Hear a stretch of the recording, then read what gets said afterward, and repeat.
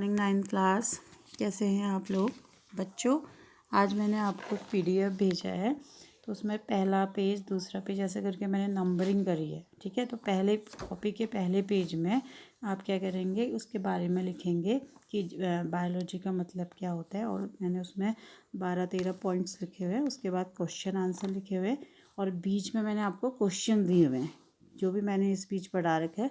तो आप उसको क्रम वाइज करेंगे। पेज नंबर मैंने उसमें डाले हुए हैं, तो उसको सीरीज़ से करेंगे। और फेयर कॉपी है तो फेयर कॉपी में करिएगा, नई लेने की आवश्यकता नहीं है, अदरवाइज़ रफ़ कॉपी में करिएगा। ठीक है, तो आज का हमारा जो टॉपिक है वो है पादप कोशिका और जंतु कोशिका। क्या है बच्चों? पादप कोशिका और जंतु कोशिका।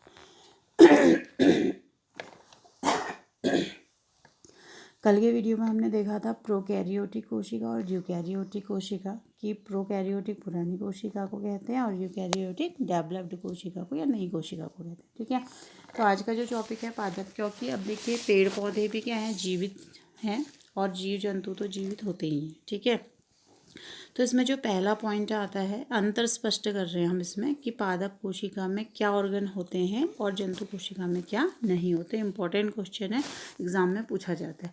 तो पहला है, पादप कोशिका में प्लाज्मा झिल्ली के अतिरिक्त कोशिका भित्ति भी पाई जाती है जो सेलुलोज की बनी होती है बच्चों। ठीक है, तो पादप कोशिका क्या है,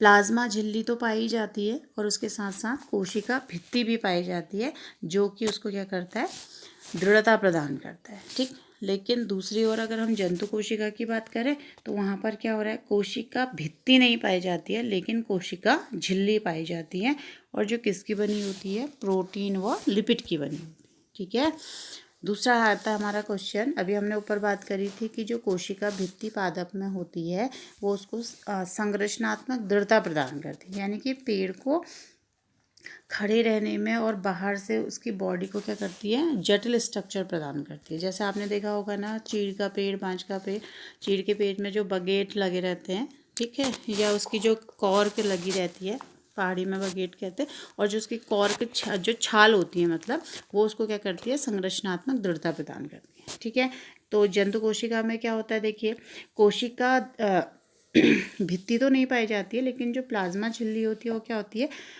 सेलेक्टिव चीज़ों को ही अंदर बाहर जाने देती है। ये हमने पहले भी डिस्कस किया था।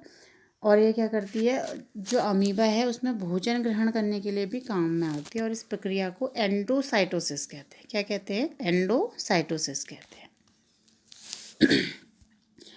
ठीक है, अब तीसरा जो पॉइंट है वो है, पादप कोशिका में हरित लवक पाए जाते हैं जो प्रकाश संश्लेषण में भोजन का निर्माण करते हैं। ठीक है ना बच्चों, अब जो हरित लवक है वो क्या कर रहा है, प्रकाश संश्लेषण का काम कर रहा है।